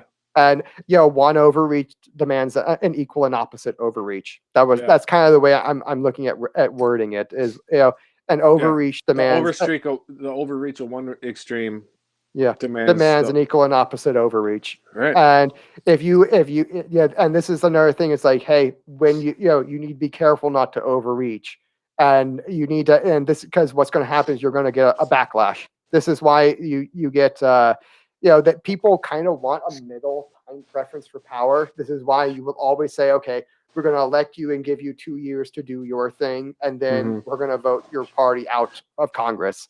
So whoever the president is, he only gets 2 years to do what he wants to do, and then he spends the other 6, with a kind of a middle preference, with kind of having to, go with the enemy and make deals with the enemy because people have a kind of a middle time preference for power, and it's neither low nor high, and it does move over time, usually towards the left, towards the higher end of the spectrum, but it does so slowly, and whenever the left overreaches, that's when you get a right-wing backlash. And we just went through a horrible decade of leftist overreach, and it's kind of culminated in the woke movement and 2020. Yeah, and I mean, but prior to that was the Republicans doing the same thing for the decade prior to that. So I mean, I think that law is 2000s. Yeah, I think that's pretty correct. And but because now that when the right overreached, and the overreach was going into the Iraq War, that was the overreach. Yeah, that was and that was what gave us this past decade of just horrible leftism and wokeism. Now this is the plague that they unleashed on us, and now that the left has just greatly overreached in cheating us out of the last election, you're about to see them. And by the way, I think it's like among American adults, like 60-something% of them think that the election was illegitimate and Donald Trump is the regular president. Donald Trump is actually the one who won the election. He's the real president. That's like 63% of adults, not just Republicans, like adults. Really? And yeah, I saw that poll came out. I forget who did it, but it was one of the major polling outlets, and that's been fairly well backed up. That the people, well over a majority think this was not a legitimate election, and you're about to see the mother of all right-wing backlashes against the left over the next decade. That I did know. That I do see coming for sure. Yeah. And there's no way. There's no way around it. No, and but that's what's coming, and that's because, and whenever the right finally overreaches again, that's what's gonna it's these overreaches. Overreaches demand equal and opposite overreaches. The crazy thing is they get incrementally worse. Yeah, like whatever happened, in the Bush era, for instance, got eclipsed by what's happening in the Obama era, and the last, I'll call it the Obama era, but I'm talking about the last decade, really. Yeah. And then that's going to be eclipsed by whatever comes next, and it's going to be, right wing for sure. Yeah, well, that's kind of the nature of an overreach, is that that's why because this is why I was playing with the wording for a long time, is that each time you have to be overreaching. It's gotcha. Not, and this is sometimes why the House, the Senate, and the presidency won't change hands, is because it actually has they haven't overreached yet. And that's usually and the middle preference has been struck. If the middle preference is struck with one party in power, kind of like what happened with the like in 2002 with the Democrats, just like that Bush was able to hold the House and the Senate. Yeah, and the reason for that was because the Democrats had already started to overreach, and they weren't even in power yet. And there was a backlash against them. We're like, no, you guys are acting like nut jobs. And that was what gave the Bush and Cheney all that the opening to go into the Iraq War, is they thought they took that as they were untouchable. Right. And that was what caused the overreach. But right then they had struck the middle preference, or more correctly, the Democrats had not struck the middle preference.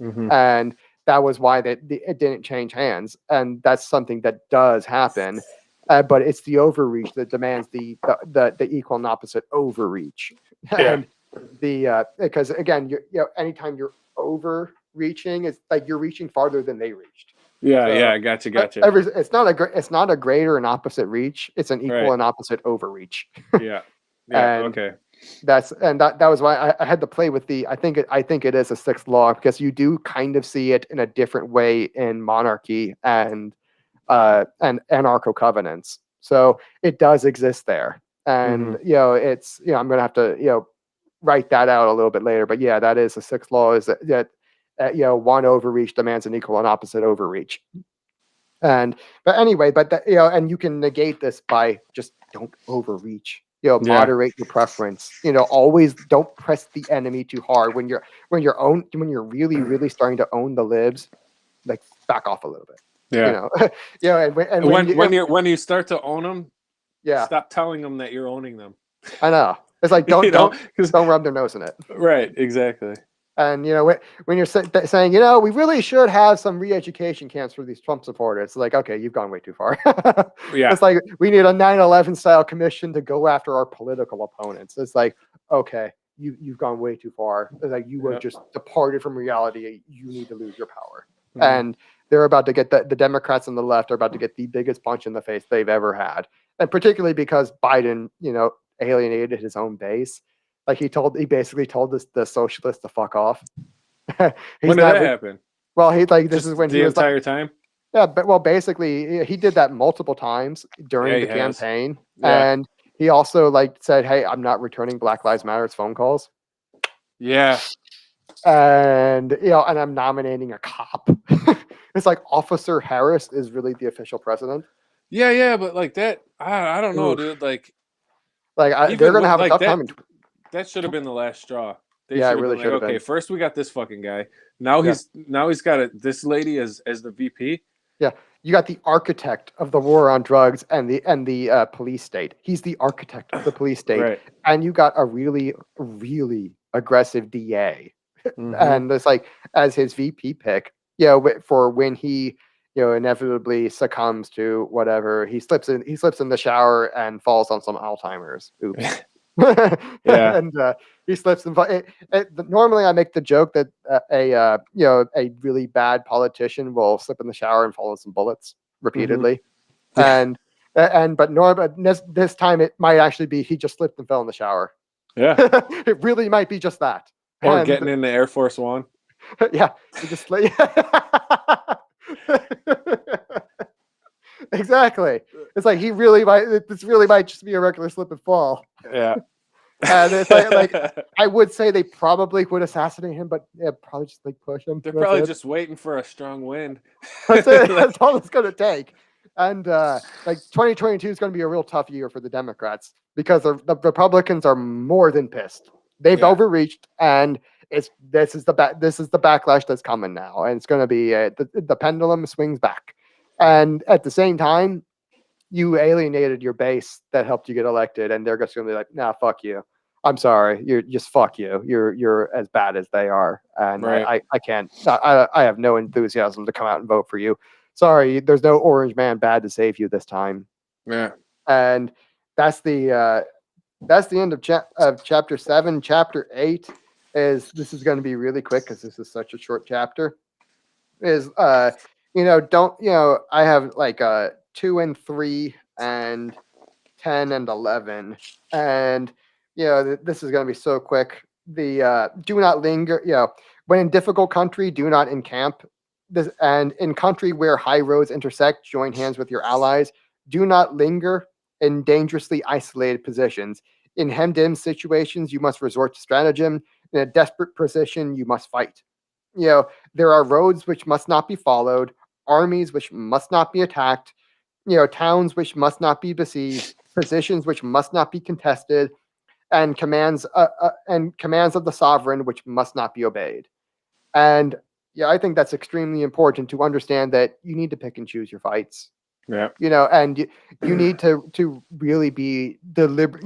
Again, ponder everything you do before you make a decision, and you need to be the understanding that you can't fight every fight. And this is something I noticed that about with Dave and a lot of the more anti-war libertarians is they will get sidetracked very frequently. This is something I talked about with Erickson earlier when it's like, hey, I'm really worried that they're going to lock me down again and force me to get a vaccine. What are you Dave? I know you're against that, but why but since you are against that, why the fuck are you talking about Israel and Palestine right now? This does not affect me. I'm sorry, it just doesn't. And it's like I get maybe that makes me a bad person or a bad libertarian for not really caring about something that doesn't affect me, and instead really focusing on something that does affect me. I get that that's self-centered. But you know what? But it's not, because it doesn't only affect you. I mean, yes, it's affecting you, but it's affecting everyone around you. It's affecting your wife, your friends, even complete strangers. That's the whole thing about libertarian. Like, we don't want this shit for everyone. Yeah. It's not that we don't want it for ourselves. We don't want it for fucking everyone. Yeah, exactly. And right now, this vaccine passport shit is that my wife, she had a really bad reaction to the first vaccine that she got one shot. And I was telling her, baby, don't do it. You got a B blood type. This isn't going to work out for you. And because B blood type is when you get the shot, that's the one where you really get the bad side effects, is if you have an A or a B blood type. And she has a B. And I was like, baby, don't do it. And she had a nasty reaction to this thing. And she was like, oh my God, Andrew, I should have listened to you. I'm definitely not going to get the second shot. This thing was so horrible. And anyway, and now she's studying to become a nurse, and her clinical she has to go through her clinical thing now, and the clinic is saying you need to get the second shot.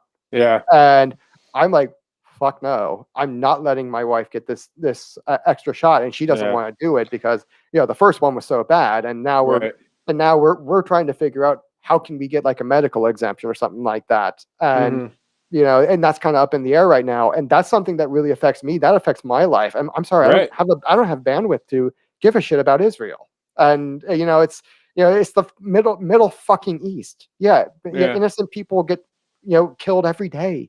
This is the Middle East. That's par for the course, and they all do it. I mean, I'm not gonna lie. I'm not gonna say that I don't care about it at all, because I do. But like you said, there's more important things here at home that directly affect you that you need to start paying attention. So I agree with you. Like, if Dave is really concerned about that, shut the fuck up about everything else. Start pushing it. I know, but that's the thing, is like, you can't be fighting every single battle, and some of these battles that you fight, you're going to end up bringing the Israel lobby down on you. What's that worth? If you're trying to get elected, you'd ought to be using the Mockingbird strategy and just shut up about what you really believe and just let them find out later when you start taking votes that don't go their way. Especially because the left are turning out to be some pretty adamant anti-Semites of late. Yeah. Oh yeah. And I noticed on it was Islam Twitter has finally discovered Hitler. Okay. I started seeing all of these memes from like Muslim accounts of kind of praising Hitler, and or like quoting him saying that I didn't kill all the, like when Hitler says I didn't kill all the Jews so that you would know why I killed the Jews. And it's like I left some around so you would know, so that my posterity would know why I did it. And I started seeing that quote over and over and over again from Muslim accounts. That's crazy. And it's like the left would retweet it and comment on it and say, yeah, it's horrible what they're in Israel. And it's like, like, God, it's like, and we should, like, I can understand why, like your neocons take full advantage of this situation because of what it looks like. It really does look like nasty anti-Semitism. I mean, but and frankly, it is. I think there's a large anti-Semitic segment on the left. And, I mean, this is my general thesis, is that the reason blacks, and minorities in general always seem to believe that there really is a lot of racism out there is because where they live is filled up with white liberals who really are racist.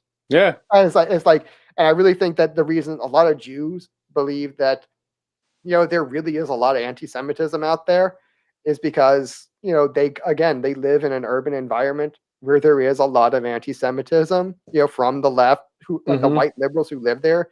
And it's like, if all of the white people you ever see are just the nastiest bigots like the left, it's like, you're going to reasonably believe that all white people are like that. And, when you're kind of like me, where you're from kind of the rural exurbs, I've never saw that where I came from, but I kind of knew it was there. Yeah. But it's just so rare. And you didn't see people do that to each other because, we're a small town and we don't do that, because we're all in this together as a small location. But if you're, and it really was kind of a shock. Yeah, like here it's more of like a neighborhood thing, Yep. Like we like the neighborhoods used to stick together. Now it's kind of a weird point in time right now, but if you're not from the neighborhood, like if you're not from the neighborhood, everybody's skeptical of you. I don't give a shit what color you are or anything. Like everyone's like, why is that guy here? He's not supposed to be here. Just because everybody knows each other in the neighborhoods, But yeah, I mean, in a place like here, it's just you can't really see it. You can't really see it until you kind of zoom out. Like the liberal racism is what I'm talking about. Yeah, because they're all on top of each other, and they might speak a good game, but then as you zoom out, you're like, no, you exactly what the fuck you're doing, you sneaky little pricks. Yeah, exactly. It's like you guys, like all the Klansmen moved to the cities. That was what happened. Yeah. And the all your real white trash, ignorant hicks, like they all moved to the city and started Yeah. becoming white liberals. And they developed this idea of anti-racism, which is really just regular racism. It's segregation. It's segregation with a nicer name. And the but you That's know, exactly what it is. and the yeah, but and that is a fight that we should be fighting, because that's a Yes. real vulnerability of the left. You Right. again, you want to attack weak points, not strong points, and you don't want to be and you want to be attacking higher value targets, not lower value targets. And I'm sorry, just attacking Israel, for whatever they're doing to Palestine, there's no value in that strategically, and Right. all you're going to do is get the the Israel lobby to come down on you, rightly, because let's face it, you're joining up with a whole bunch of very real anti-Semites. I mean, it's not just well-reasoned people who are sympathetic to Palestine who are criticizing Israel. It's a whole lot of anti-Semites, a lot of them, like the real hardcore ones that are going up against Israel. And you're joining up with them. And this is kind of the same thing, like where Dave was criticizing Black Lives Matter for giving political cover to the rioters. He was saying, if it were me, I would stop, because I'm giving political cover to some really bad and unsavory people. And I would say the same thing about, the Israel-Palestine thing. Say, by even getting involved in this thing, whether you're for or against Israel, but really if you're against Israel, Yeah. it's like you're joining up with some really unsavory people, and that's kind of why I say, let's just stay out of this thing. That Yeah. we've got You got to pick your got, battles, and that's not one to pick. pick your right now. battles. You got much more important ones here at home, like the vaccine passports. That's still a thing. That's still coming, and people are still dealing with that. And you could win some real value and do real good for people here, by taking that on. And I think we should go ahead and do these last 2 or 3. Is there any in chapter 8 for for 1 through 7 you want to talk about besides? I think we were kind of indirectly talking about them already, which was the 5 dangerous faults that may affect the general. Yeah, and I like 10, 11, and 12. Where it's like the so you're right in there with me. 10, reduce the hostile chiefs by inflicting damage on them and make trouble for them. Keep them constantly engaged, hold out specious allurements, and make them rush to any given point. This is always just saying, hey, keep your enemy moving, stay on offense. That's just a basic strategy. Is you want your enemy to be the one spending all of his energy, reacting to you. You always want to make sure they're the ones reacting and they're not being proactive. If you're the one being proactive, you have the advantage. You have the first mover advantage. And you need to be capitalizing on that. This is something the left does really, really well. Is they're good at always keeping the right kind of moving and reacting to them. Yeah, like AOC is fucking great at it. Oh, she's brilliant. Did you see, like, she tweeted about how after January 6th, like she feels like she was like in the war or some bullshit like that, whatever it was. And did you see how fucking conservative Twitter went fucking nuts over that? Mm-hmm. You just fucking took her bait. Yeah, don't fucking pay for the same reason that the right that the left pumps Trump up as much as they did. Yep. The right pumps her up. Yeah, and it's exactly the same thing. If you would have just kept your mouth shut and fucking ignored them, it wouldn't have been as bad. Dumb bitch says dumb bitch thing, and everyone's shocked. Yeah, I know. And it's like newest dumb thing AOC said, and I'm sitting there wondering, what are they hiding from us? What are they doing right now that this is a distraction? Exactly. This is how they always do it. This is the distraction ploy of I want to change the topic because I don't want to talk about something. The specious allurement. Specious allurement, right there. Yep. It's something vain and empty, and they're just like, I gotta go get it, and it's like cat and catnip, and it's like that. Yeah, this is catnip for the Republicans to distract them from something. Something's bad. Yeah. Something bad's going through Congress right now, and they don't want us to look at it. I don't know. And and number 11, I think, is kind of the equal opposite of that. Is the art of war teaches us not to rely on the likelihood of the enemy's not coming, but on our own readiness to receive him, not on the chance of his not attacking, but rather on the fact that we have made our position unassailable. Again, this is being proactive on defense now. Instead of being proactive on offense, we're being proactive on defense, where we're saying that, okay, the enemies are going to come. The left is going to come for us. and we're going to make our position unassailable. We're going to make it so they can't touch us.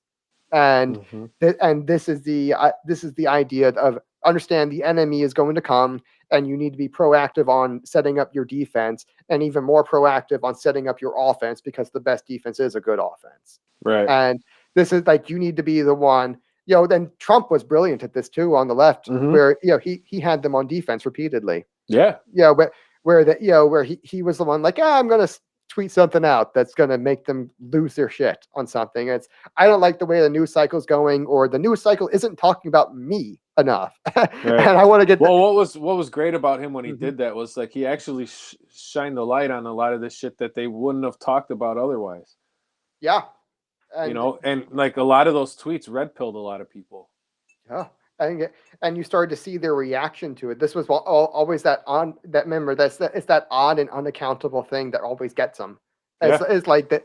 This is the sort of thing where they don't get it. They're putting it into the old paradigm where it doesn't belong, and it's very revealing about the way they think. And then you just start seeing how just god awful corrupt the media was, and that was like the you saw how nothing he did was got praised. Everything was always bad somehow. When he dropped that Moab, they all kissed his ass over that. That was the only exception. The only time, that was the only time where when he started. And when he launched rockets at Assad. Oh yeah. The only time it's like, oh my God, the beauty of these rockets. Yeah, he's so presidential. Oh my God, you guys are fucking sickos. When he would always had a way of keeping them on their toes, and he was just not expending much energy.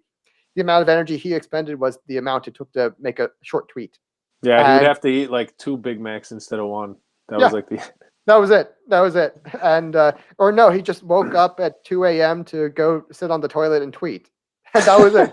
That was the level of energy he outputted. Dude, I don't like doing that. My legs fall asleep too easy. Oh yeah, yes, that happens.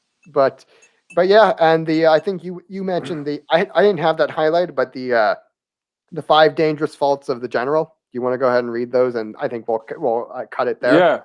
Yeah. So there are 5 dangerous faults which may affect a general: recklessness, which leads to destruction; cowardice, which leads to capture; a hasty temper, which can be provoked by insults; a delicacy of honor, which is sensitive to shame; over solicitude for his men, which exposes him to worry and trouble.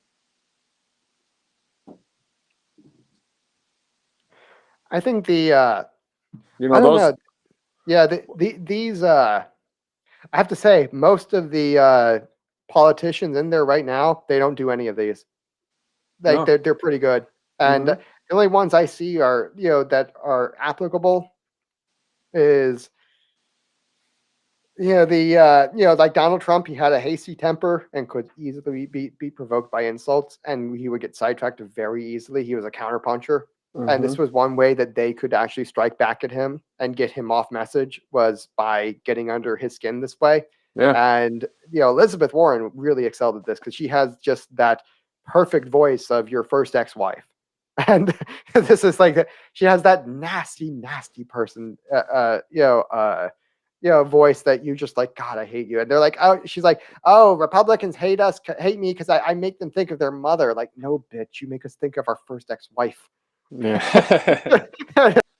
Oh, that's funny. I know, and it's like just that voice that gets under your skin. Yeah. She knows exactly how the cadence. It really just knows how to get under your skin.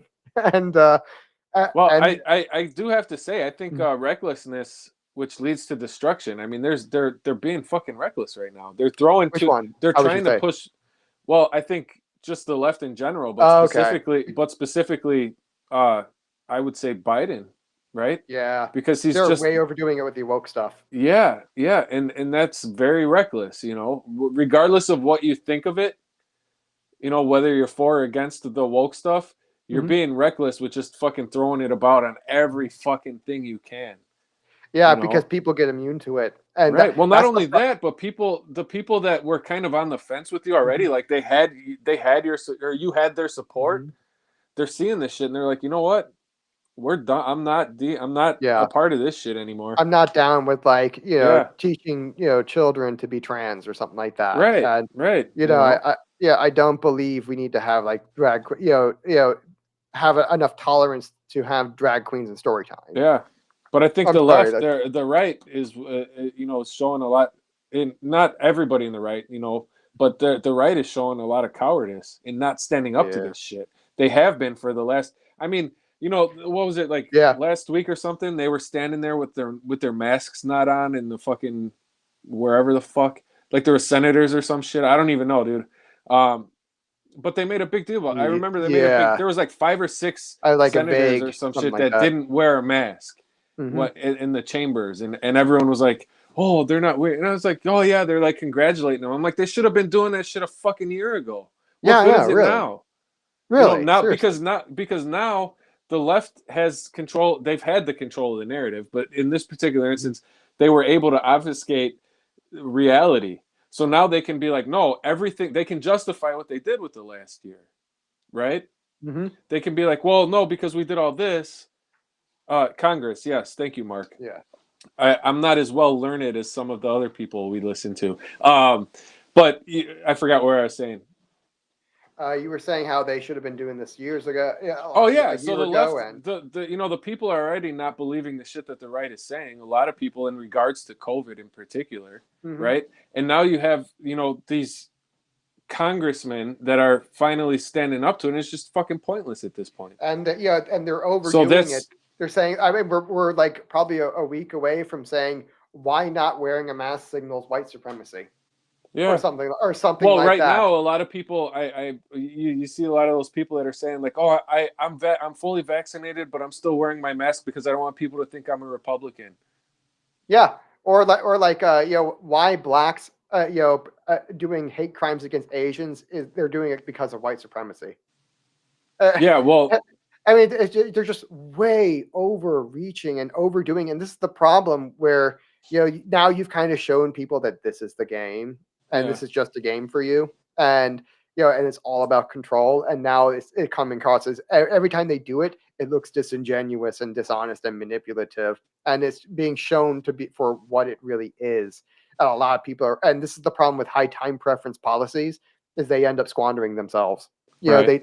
They rapidly lose their effectiveness. Is Mm-hmm. anytime you're using a high time preference tactic for power, high time preference for power tactic, it always squanders itself quickly, and you need to move on to the next one and the next Yeah. one and the next one. That's why they're like, oh, racist, racist, racist, racist, and that's not doing it anymore. So now like white nationalist, white nationalist, white nationalist, Yeah. and and right now That's the scientific name for racist. Yeah, and that white nationalist. Yeah, and now they're saying, oh, you need to be anti-racist, anti-racist, anti-racist, and now we've kind of woken up to that one too, and it's been only like a few months. It's like, sorry, it's not working for you anymore, and and now the more you do it, because you're running out of words now, and you've completely run out of terms, and now you're getting the right wing backlash because none of your attacks work anymore. You all squandered their effectiveness, and this word racist, which used to mean something, is now just a meaningless term that just means heretic. That's all it means is heretic. It doesn't have anything to do with it completely lost the race connotation that it was valuable for. Yeah, because it had value. It really did. And mm-hmm. but we're gonna make it have value again. Oh boy, by applying it to the left. And this is what I was kind of eco-terrorist. Yeah. Oh yeah. No, well, I was thinking radical progressive extremist. and kind of like the way we did radical Islamic extremist, radical progressive extremist. They're going to get the radical progressive extremist treatment. Oh, that's great. And there's also the we're going to have critical race theory in reverse, where they did okay, racism is bad, and then they they grossly conflated things that have nothing to do with racism. And we're going to be taking that and doing it in reverse. We're going to have anti-communist theory, and we're just going to conflate anything to even slightly to the left of Joe Manchin with communism. Like that. Like I was like that. That's going to be the when you'll know the right has finally overreached when we're talking about all of the problems of socialism that Joe Manchin has. Okay. And it's like that. That's when you'll know we finally overreached. Is because that's what's coming for the left and over the next 10 years, just so they know what's coming. Yeah. And they know we're coming for them now, and because none of their attacks work, and all of our attacks are going to work in reverse. And that's the problem with their high time preference strategy is who can play that game. Yeah. And we can do, and the right has shown repeatedly it can do that better if it really wants to. It's like, and they've just pushed them too far. And I think that's the right is like the point of we're getting rid of all the cowards because we're fucking tired of these people. And we're getting rid of the Cheneys, the Bushes, the Romneys, right. And we got rid of all those bastards. And now we're putting in some real hardcore right wingers and libertarians who are going to be like fuck some shit up, and because we're pissed, we're ready for a fight. And the left has just gotten to the end of all of their power, where they've just squandered everything and they've got nothing now, and it is due to their recklessness. And now you're about to get the red wave, and boy, is it going to be a lot more like a red wedding. Oh boy. So. Again, like we're not violent like the FBI. No, not. Yeah, but yes, Mr. FBI, we're not as violent as you are. So whatever you're listening in the future, we don't do what you do, and we don't believe as you believe. So nice try. Absolutely not. Yeah, all peace. Fuckers. Yeah, and remember, we're anti-libertarian, not pro-libertarian. Yeah, that's right. So, all right, John, any final words? No, I think that's about it, dude. Yeah, man, 2 hours. We did it again. This is great. It's crazy. I'm loving this series. Yeah, and me too. Next week is going to be talking about the different kinds of terrain, and I think this is again some of the most important aspects is realizing which is which. All right, what Mark, is that? Join what? What is Urbit? Urbit? I don't know what Urbit is. I'll look it up later, and we'll see about it. I'll look for you, J School, if I do it.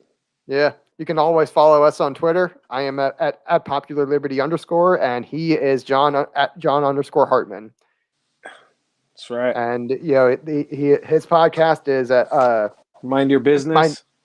Mind Your Business with Jon Hartmann. It's only on YouTube right now because I'm technologically illiterate, and I just figured out how to do YouTube. So I'll try to figure out how to do everything else eventually. Yeah. All right, good. Mark, it's great to have you stop by. Take care, gang. All right, see y'all.